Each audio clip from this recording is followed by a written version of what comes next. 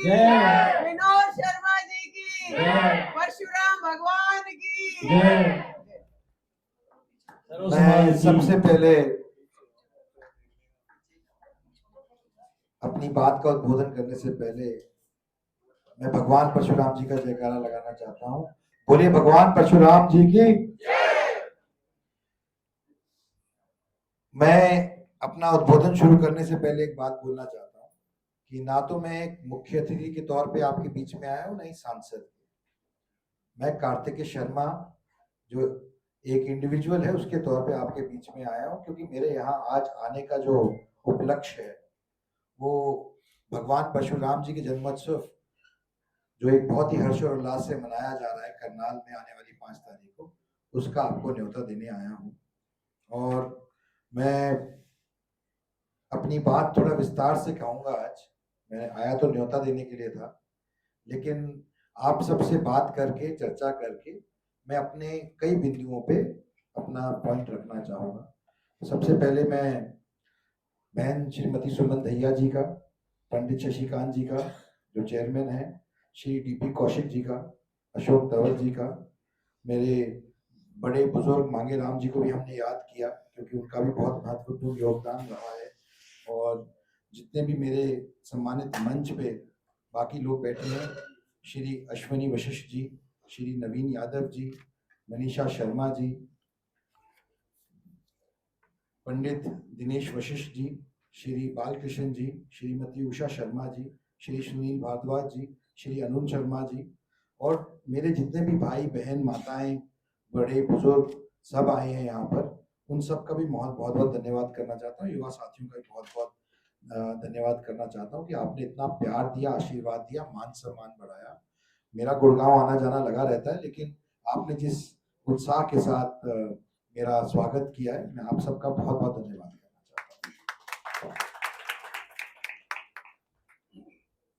बात मैं कुछ रखना चाहता हूँ 3-4 विषयों के ऊपर।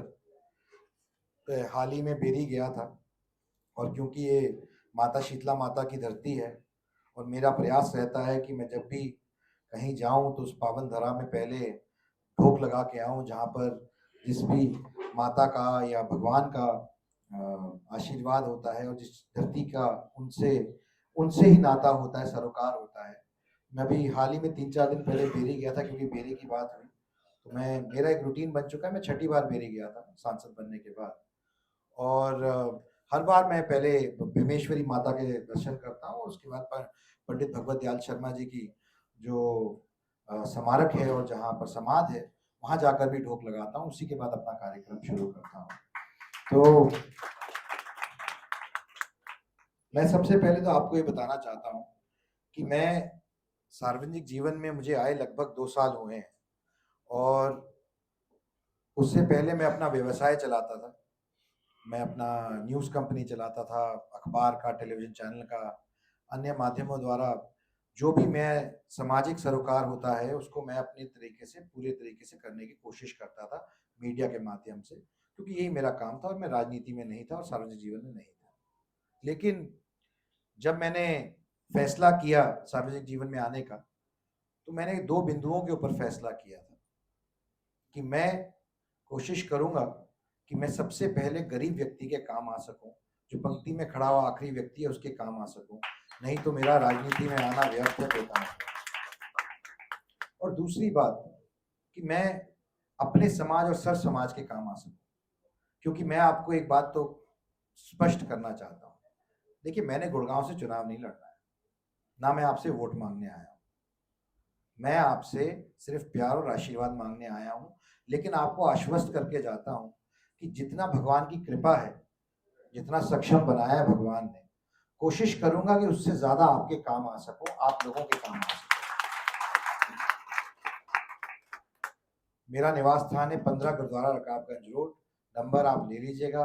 कहीं आपके काम आ सकूं तो मैं उसको अपना सौभाग्य मानूंगा। रही बात लंच की, तो मैं एक बात जरूर बताना चाहता हूं कि कुछ तो अच्छे काम किए होंगे तभी आप लोग आए हैं, सिर्फ लंच करने नहीं आए। और गिनवाना शुरू करूंगा एक एक करके, क्योंकि आपने ये बात कही तो लोकतंत्र में सबको बात है, अपनी हक है अपनी बात रखने का, ये मौलिक अधिकार है सबका, मेरा भी है। उसी तहत मैं भी इस बात का जवाब दूंगा। ईपीपीजी का जो पौधा पंडित विनोद शर्मा जी ने लगाया था, उससे लगभग 15 से 16 हजार बच्चों को नौकरियां मिली, और उन्हीं के दिखाए हुए रास्ते पे मैं भी चल रहा हूँ। किन्हीं त्रुटियों से लीगल कार्य, आप बहुत सारे अधिवक्ता बैठे हैं यहाँ पर तो समझेंगे मेरी बात, कि किसी लीगल कारण से लगभग 800 बच्चे नहीं लग पाए थे, तो हम सब ने प्रयास किया, मैंने भी प्रयास किया कि उनकी नौकरी भी बहाली हो, उनका भी लगे। तो 600 बच्चों में ही बहाली हो चुकी है और 200 बचे हैं, उनके लिए भी मैं प्रयासरत हूँ और उम्मीद है बहुत जल्द वो भी बहाल होंगे। ये आधी सूची है जिन बच्चों की नौकरियां लगी हैं उनकी, अगर आपको समय मिले जरूर पढ़िएगा, जरूर देखिएगा इसके अंदर। जिन लोग पूछ रहे थे, आप कृपया करके कॉपी उनको दीजिएगा ताकि उनको पता चले। आधी सूची पूरी नहीं है, सिर्फ 750 पेज की है। अरुण जी देख लो, चेक करो। नहीं, मैं विधिवत बात करता हूँ, खासकर अधिवक्ताओं से बात करूँ तो अपने पूरे साक्षर के साथ बात करनी चाहिए, इसलिए मैं आपके सामने स्पष्ट करना चाहता हूँ। बहरहाल ये अकेला विषय नहीं है, चाहे विषय रहा हो धोड़ी की जमीन की मालिकाना हक का, जो कि सिर्फ ब्राह्मण समाज का नहीं था, उसमें 28 जातियां थी, उसमें ढोलीदार थे, बूंदीदार थे, बहुत सारी जातियां थी जिनके मालिकाना हक को दिलवाने का काम पंडित विनोद शर्मा जी ने किया। मैं आपको ये भी बताना चाहता हूँ, पद की बात नहीं होती, कोई पद की महत्वाकांक्षा नहीं है, इच्छा नहीं है। जब पंडित विनोद शर्मा जी ने ये सारे अमूलचूल परिवर्तन किए तो वह सिर्फ एक एमएलए थे, ना उनको पद की दरकार थी, ना मुझको पद की दरकार है। आप सबने अच्छी भावना से, मनोकामना से ये बोला कि ये पद मिलना चाहिए, वो पद मिलना चाहिए। मैं तो उनके सिखाए हुए उदाहरण पे चलना चाहता हूँ, जहाँ पे पद महत्वपूर्ण नहीं है, आदमी की नीयत साफ हो तो कुछ भी हो सकता है। चाहे धोली का विषय रहा हो, चाहे फरावर की जमीन का विषय रहा हो, चाहे अंबाला शहर में आईएमटी लाने का विषय रहा हो, विनोद शर्मा जी ने अग्रसर होकर आगे बढ़ चढ़ के हमेशा गरीब व्यक्ति की और पंक्ति में खड़े आखिरी व्यक्ति की चिंता करने की कोशिश की है, उनकी मदद करने की कोशिश की है, बिना सोचे कि वो किस इलाके का है, किस बिरादरी का है, किस समाज से आता है। इसमें से कोई भी विषय उनके संज्ञान में नहीं होता है। जब वे गरीब व्यक्ति से मिलते हैं, उनकी चेष्टा यही रही और वही मेरी चेष्टा भी है कि मैं अपने जीवन में, देखिए, जब आपको भगवान सक्षम बनाता है और ताकत देता है तो दायित्व आपका होता है कि आप उस ताकत के साथ क्या करते हैं। तो मैं भी उसी सोच का व्यक्ति हूं। मैं भी ये समझता हूं कि अगर भगवान ने आपको सक्षम बनाया है तो आप उसके लिए, लोगों के लिए क्या कर सकते हैं, इसी बात पे आपको ध्यान देना चाहिए, चिंता करनी चाहिए। मैं बात ये भी करना चाहता हूं, भगवान परशुराम जी 36 बिरादरी के भगवान है, सिर्फ एक समाज के भगवान नहीं है, 36 बिरादरी के हैं। और मैं आज न्योता 36 बिरादरी को देना चाहता हूं, क्योंकि ये आप सबका कार्यक्रम है, सिर्फ हमारा नहीं है। तो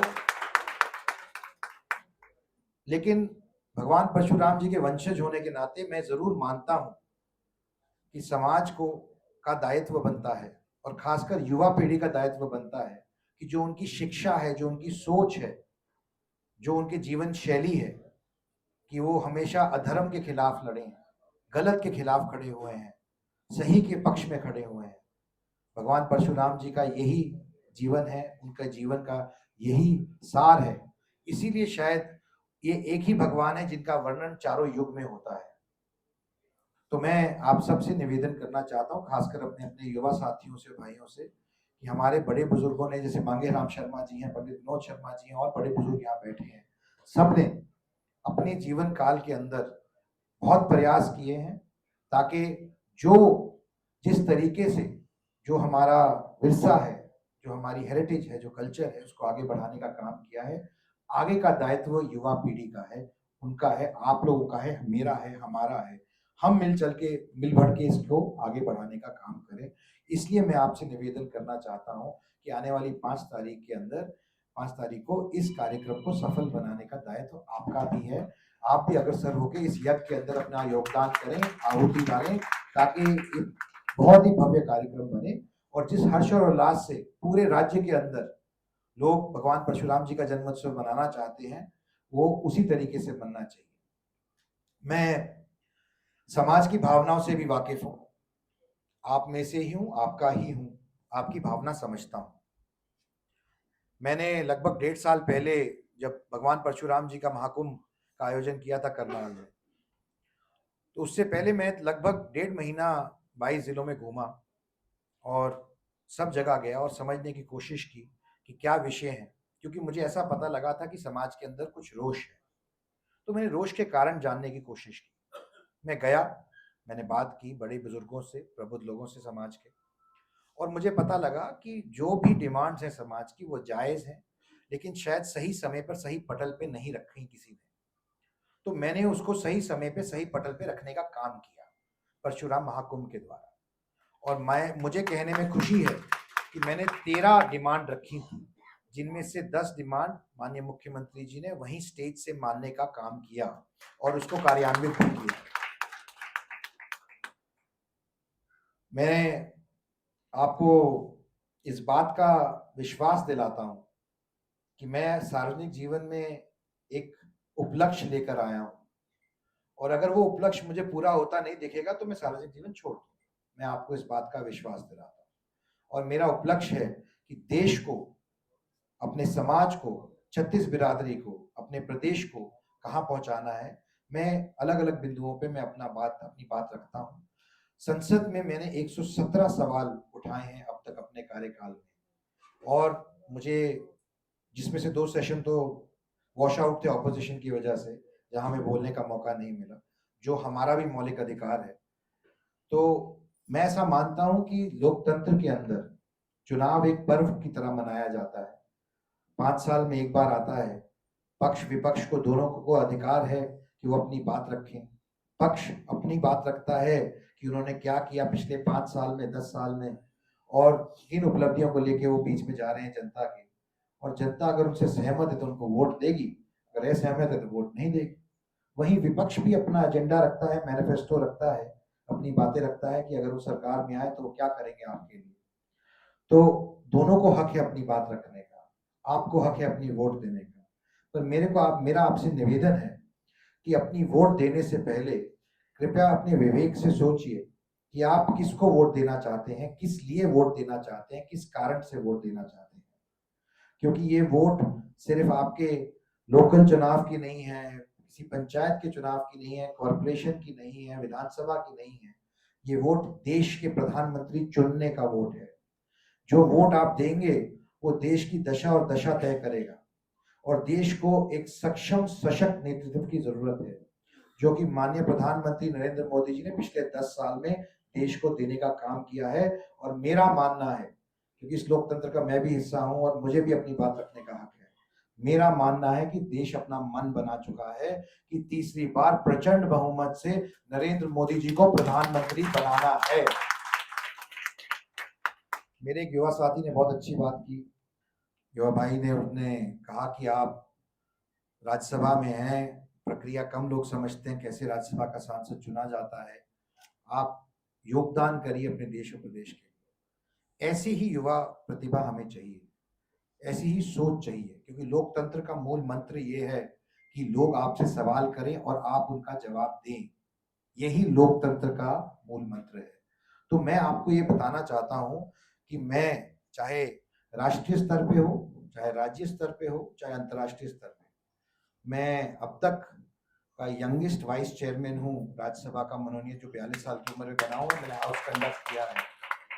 इतना ही नहीं, मैंने देश का प्रतिनिधित्व किया है इंटर पार्लियामेंट्री यूनियन के अंदर, जहां पर लगभग 190 देशों से 1200 से ज्यादा सांसद आते हैं।